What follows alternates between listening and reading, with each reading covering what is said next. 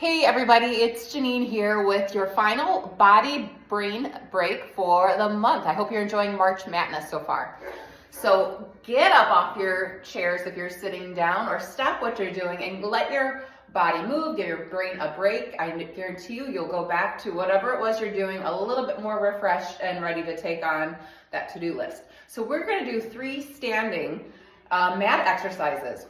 First one, we're going to do a standing roll-up. I love these 3 exercises we're about to do because it's going to get our back moving in directions, on all the directions it's meant to move. Flexion, extension, rotation. Oh, and we'll do a little bit of lateral movement too. So we're going to do a standing roll-up. We've done those on the mat, but now we're just going to do them standing. So we're going to stand with our feet, heels together, toes apart slightly. We'll start with our arms to the ceiling. And just like we would on the mat, we're going to lift our head, or lower our head in this case, and articulate through our spine, rolling down, keeping our abs drawn in. And I invite you to bend your knees a little bit, especially if you have tight hamstrings or your back is feeling a little tight. And then roll back up 1 vertebrae at a time. If your knees are bent, go ahead and straighten them as you do. Lift your arms to the ceiling, and let's take a little bit of a back extension. Think of lifting your heart up to the ceiling. Then bring that all together again, knitting the ribs, lower your head, dive like you're going up and over a sharp picket fence post and you don't want to get poked. Again, you may bend your knees. Abs are still drawn in, my head is heavy, this feels luxurious. And then roll back up. 1 vertebrae at a time, straightening the legs, lifting your arms to the ceiling, and then let's lift our hearts to the ceiling, arching slightly back. Let's do 1 more today, but if you are loving this, feel free to do a couple more. Dive your head, bone by bone, upper back, middle back, lower back. Go ahead, bend your knees if that feels good. Arms are hanging, then press those legs together. Deepen your abdominals, roll back up, take your arms with you, arms to the ceiling. I like to open my arms into a little bit of a V as I'm lifting my heart to the ceiling. Collect that back all together, and then just relax your arms by your sides.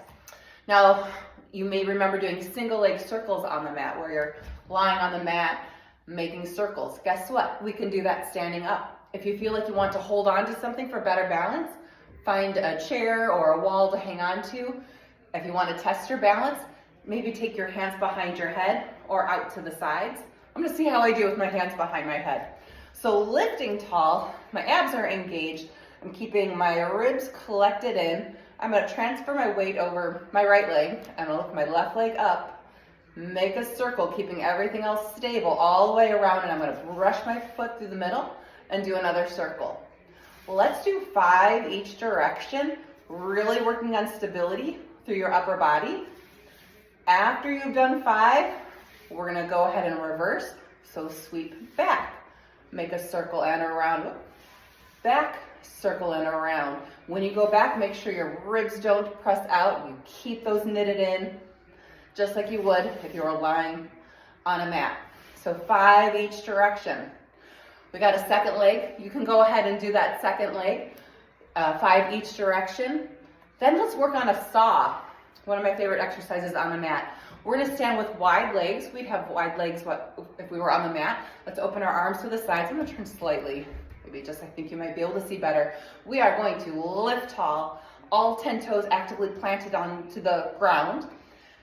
Twist to the right. And you're going to dive down. I'm going to dive down towards my right foot, lifting my left arm behind me. I'm trying my best to keep my weight equal on both feet, so I'm not leaning one way or another. I'm right in the middle. I'm going to roll up in this twist, and then untwist. Twist over to the other side, wring out your waist. Reach your opposite arm down towards the opposite leg. Head is heavy. You may press that back arm up to the ceiling. Roll up in the twist and untwist. This feels so good. Twist to the right. We're nice and tall. Dive over to that. I'm going to my right leg and my left arm is reaching to it. Roll back up in that twist and then untwist. 1 more time. Let's twist to the left, round down, roll on up, and untwist. So we've done a little bit of flexion. We did a little bit of extension. We just did rotation. Let's just add on a little stretch, lateral. So let's keep our legs wide where we just ended them in our saw. One arm up to the ceiling, and one of the only times I'm gonna tell you to lift that shoulder into your ear, just so we can create more length on that side. Lift that arm up, and then glide your opposite hand down your side, opening up the side body here. That feels fantastic to me. Have a moment, come back up, then lift the other arm up, lift that shoulder up into the ear, again, just to create more opportunity to create space between each of those ribs. Roll on up. Well, let's do one more time each side, but if you discover that one of these feels like it's calling to you, go ahead, do a few more reps. It definitely will just improve your day, I say. All right, I'm gonna go one more. Lift the shoulder, lift, or let the ribs open.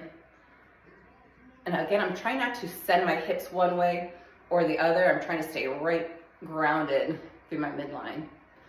And come on up. Just incorporating those three moves, especially standing, I think is a great thing to get up and out of your chair when we're obviously working at a computer or on the phone or whatnot. So get up on your feet, take, what was this? It's under 7 minutes to get your body moving. I think you're gonna feel all the benefits from it. Let me know if you do. Hope to see you soon at the studio. So long, everyone.